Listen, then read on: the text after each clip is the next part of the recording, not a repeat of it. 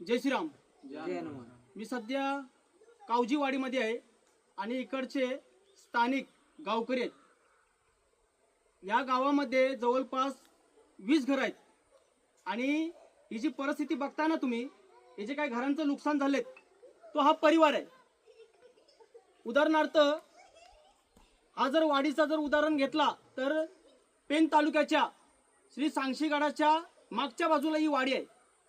आम्ही इथं का आलेलो आहे की यांना एक आम्ही संदेश दिला होता की आम्ही तुम्हाला मदत करू, एक पाठिंबा दिला होता. या कारणास्तव आम्ही इथं आलेलो आहोत. परंतु दादांनो, काही 5-6 दिवसापूर्वी मुसळधार पाऊस झाला आणि त्या पावसामुळं ही जी वरची दरड आहे ती कोसळलेली आहे आणि त्याच्यामुळं इथल्या 4-5 घरांचं मोठं नुकसान झालंय. घरात माती शिरलेली आहे, भिंती तुटलेल्या आहेत आणि बरेचशी घरातली अवजारं ही मातीखाली गेलेत. त्याच्यामुळं घरात कमवणारा कोणी नाही. अशा परिस्थितीमध्ये आम्ही यांना साथ देण्यासाठी इथं आलो आणि आम्ही यांना थोडीफार मदत सुद्धा करणार आहोत. आणि हे सगळं होत असता वेळेस मी प्रशासनाला विनंती करतोय की आपण यांच्यावरती योग्य तशी जे काय यांची मदत आहे ती पूर्ण करावी आणि यांना मार्ग द्यावा, हीच मी विनंती करतोय. आणि खास करून मी प्रत्येकाला सांगतोय, हा उदाहरणार्थ असा नाही की आम्ही प्रसिद्धीसाठी व्हिडिओ बनवतोय.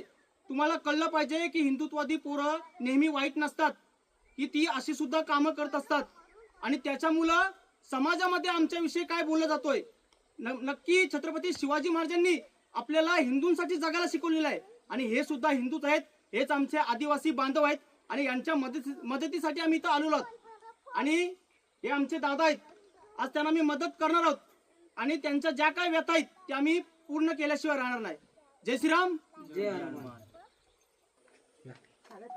भावांनो, हे आजींचं घर आहे बघा, पूर्ण भग्न झालेलं आहे, पूर्ण तुटलेलं आहे. आता आजींचं कोणी कमवणार नाही, कोणी नाही, कोण नाही कमवायला. आमचा वडील पण नाही, आमचा मुलींचा तिथं त्यांचा नवरा पण नाही, मुलीचा कोण आहे. फक्त आम्ही 4 माणसा, 2 मुला आणि आम्ही दोघे मालिका. आमच्या पुढे कमवणार कोण आहे आमचा. प्रशासनाला तुम्ही काय सांगणार? आपल्याला मदत केली पाहिजे का नको पाहिजे? तर मदत करा ना आम्हाला थोडी, काय तुमच्या आता असेल त्या. आता हे आम्हाला जेवायला नव्हतं, कपडे नव्हते, लोक इकडं तिकडं मदत केली. थोडं तर आम्हाला थोडा जर आनंद थोडा वाटलाय. हो ना, तर काय आमची पैसे होती ना ते सगळे गावकऱ्यांना माहिती आहे.